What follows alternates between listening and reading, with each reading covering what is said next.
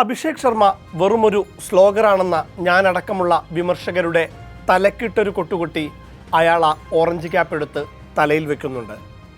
ആദ്യ മത്സരത്തിൽ RCBക്കെതിരെ 8 പന്തിൽ 7 റൺസ്, കൊൽക്കത്തയ്ക്കെതിരെ 16 പന്തിൽ 32, ലക്നൌവിനെതിരായ മൂന്നാം മത്സരത്തിൽ 2 പന്തിൽ 0 പുറത്ത്, തൊട്ടടുത്ത കളിയിൽ പഞ്ചാബിനെതിരെ 28 പന്തിൽ 74, അഞ്ചാം മത്സരത്തിൽ രാജസ്ഥാനെതിരെ ഗോൾഡൻ ടക്ക്, ചെന്നൈക്കെതിരായ ആറാമത്തെ കളിയിൽ 22 പന്തിൽ 59, ഡൽഹിക്കെതിരെ 68 പന്തിൽ പുറത്താകാതെ 135.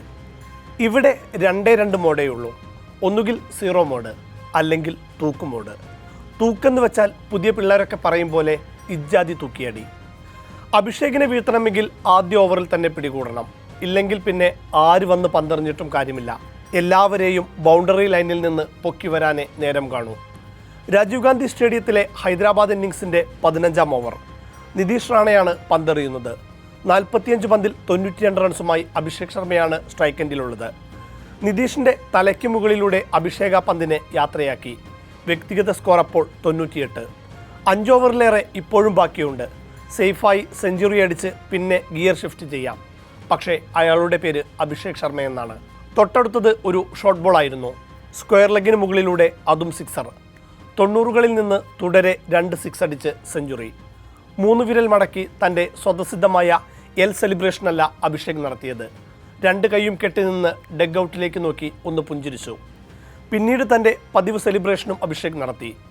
മത്സരശേഷം ആ സ്പെഷ്യൽ സെലിബ്രേഷന് പിന്നിലുള്ള രഹസ്യവും അഭിഷേക് വെളിപ്പെടുത്തുന്നുണ്ട്. സൺറൈസേഴ്സ് സഹപരിശീലകൻ ജെയിംസ് ഫ്രാങ്ക്ലിനുള്ളതായിരുന്നു ആ സെലിബ്രേഷൻ. ഇത് ഫ്രാങ്കിയുമായുള്ള ഒരു പ്ലാനായിരുന്നു.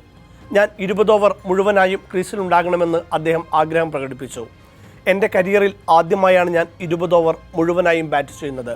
അതിൻ്റെ ആദ്യ ലക്ഷ്യം നിറവേറ്റിയപ്പോൾ ആ സന്തോഷത്തിലാണ് പുതിയ സെലിബ്രേഷൻ നടത്തിയത്, അഭിഷേക് പറയുന്നു. റെക്കോർഡുകൾ 1ഉം 2ഉമൊന്നുമല്ല അഭിഷേക് ഈ ഒരൊറ്റ ഇന്നിംഗ്സോടെ സ്വന്തമാക്കിയത്. 68 പന്തിൽ 10 വീതം 4ഉം 6ഉം അടക്കം 135 റൺസാണ് ഇന്നലെ അഭിഷേക് നേടിയത്. ഇതോടെ 7 മത്സരങ്ങളിൽ നിന്ന് 53.83 ശരാശരിയിലും 215.33 സ്ട്രൈക്ക് റേറ്റിലും 323 റൺസ് എടുത്ത് അഭിഷേക് ഓറഞ്ച് ക്യാപ്പ് ലിസ്റ്റിൽ 1ാം സ്ഥാനത്തെത്തി.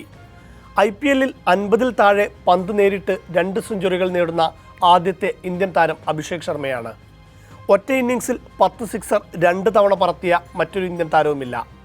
IPLൻ്റെ ചരിത്രത്തിൽ തന്നെ ഒന്നിലധികം തവണ 10ഓ അതിലധികമോ സിക്സറുകൾ ഒരു ഇന്നിംഗ്സിൽ 2 താരങ്ങളെ നേടിയിട്ടുള്ളൂ. ഒന്ന് അഭിഷേകും മറ്റേത് യൂണിവേഴ്സൽ ബോസ് സാക്ഷാൽ ക്രിസ് ഗെയിലും. ഈ സീസണിൽ ഇതുവരെ 27 സിക്സറുകളാണ് അഭിഷേക് അടിച്ചത്. ബൗണ്ടറി 25.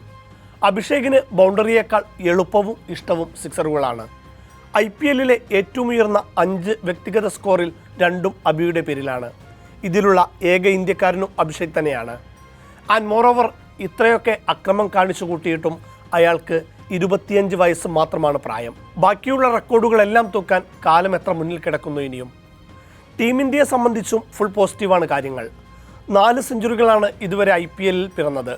അതിൽ 3ഉം ഇന്ത്യയുടെ ബാറ്റർമാരാണ് കൊണ്ടുവന്നത്. സഞ്ജു സാംസൺ ഈ സീസണിൽ തുടക്കമിട്ടു. പിന്നെ ഡി കോക്ക്. 3ാം സെഞ്ചുറി തിലക് വർമ്മയടിച്ചു. ഇപ്പോഴിതാ അഭിഷേക് ശർമ്മയും. ഇഷാൻ കിഷൻ കൂടി ഈ ലിസ്റ്റിൽ വരാനുണ്ട്. ടോപ്പ് ഓർഡറിലെ ആശങ്കകളെല്ലാം ടീം ഇന്ത്യക്ക് മറക്കാം.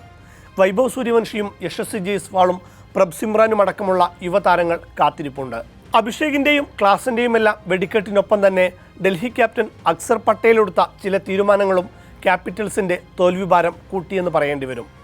അതിൽ തന്നെ പാർട്ട് ടൈം സ്പിന്നറായ നിതീഷ് റാണയ്ക്ക് 4 ഓവർ നൽകിയതാണ്. ലെഫ്റ്റീസിനെ വീഴ്ത്താൻ ഓഫ് സ്പിന്നറെ ഇറക്കുന്ന ഔട്ട്ഡേറ്റഡായ തന്ത്രത്തിൻ്റെ ഭാഗമായി 2ാം ഓവറിൽ തന്നെ നിതീഷ് റാണയെ അക്സർ പരീക്ഷിച്ചു. ആ ഓവറിൽ 6 റൺസ് മാത്രമാണ് റാണ വിട്ടുകൊടുക്കുന്നത്. എന്നാൽ വീണ്ടും റാണയെ ഇറക്കിയ അക്സറിന് പാളി. 3 സിക്സർ അടക്കം 20 റൺസ് ആ ഓവറിൽ പിറന്നു. ട്രാവിഷേക് ട്രാക്കിലായി എന്ന് കണ്ടിട്ടും വീണ്ടും ഓവർ നൽകി. അവിടെ 6 റൺസ് മാത്രമേ പിറന്നുള്ളൂ. എന്നാൽ വീണ്ടും ഒരു ചൂതാട്ടത്തിനിറങ്ങിയ അക്സറിൻ്റെ തന്ത്രങ്ങളെല്ലാം അഭിഷേക് അടിച്ചു തകർത്തു. റാണയുടെ 4ാം ഓവറിൽ 3 സിക്സറും ഒരു ബൗണ്ടറിയും ഉൾപ്പെടെ 23 റൺസാണ് SRS അടിച്ചെടുത്തത്. അങ്ങനെ ആകെ നിതീഷ് റാണ 4 ഓവറിൽ 13.80 ഇക്കോണമി റേറ്റിൽ വഴങ്ങിയത് 55 റൺസ്. ഒരു വിക്കറ്റ് പോലും നേടാൻ കഴിഞ്ഞതുമില്ല. സ്പെഷ്യലിസ്റ്റ് സ്പിന്നർമാരായ കുൽദീപ് യാദവും ക്യാപ്റ്റൻ കൂടിയായ അക്സർ പട്ടേലും 2 ഓവർ മാത്രമാണ് എറിഞ്ഞത്. 2 ഓവറിൽ 23 റൺസിന് ഒരു വിക്കറ്റ് എടുത്തിട്ടും അക്സർ പിന്നീട് ബൗൾ ചെയ്തില്ല. കുൽദീപ് ആവട്ടെ 2 ഓവറിൽ വിക്കറ്റില്ലാതെ 30 റൺസാണ് നൽകിയത്. 8ാം ഓവറിലാണ് കുൽദീപ് ആദ്യമായി പന്തെറിയാനെത്തിയതും. അക്സറിൻ്റെ ഫീൽഡിംഗ് പ്ലേസ്മെൻറ്റിലും വലിയ വിമർശനം നേരിടുന്നുണ്ട്. ബാക്ക്വേർഡ് പോയിന്റ് അഭിഷേകിൻ്റെ ഒരു സ്ട്രോങ് സോണാണ്. ഈ മത്സരത്തിൽ മാത്രം 30-നടുത്ത് റൺസ് അഭിഷേക് ബാക്ക്വേർഡ് പോയിന്റ് ഏരിയയിലൂടെ അടിച്ചെടുത്തിട്ടുമുണ്ട്. എന്നിട്ടും ഈ ഏരിയയിൽ ഒരു ഫീൽഡറെ നിർത്താനോ റണ്ണൊഴുക്ക് തടയാനോ ഉള്ള ഒരു ശ്രമവും അക്സറിൻ്റെ ഭാഗത്തു നിന്നുണ്ടായിട്ടില്ല. അതേസമയം അഭിഷേകിൻ്റെ സെഞ്ചുറിയേക്കാൾ സൺറൈസേഴ്സ് ക്യാപ്റ്റൻ ഇഷാൻ കിഷനെ ഏറെ സന്തോഷിപ്പിക്കുന്നത് തൻ്റെ ബൗളിംഗ് യൂണിറ്റിൻ്റെ വിജയമായിരിക്കും.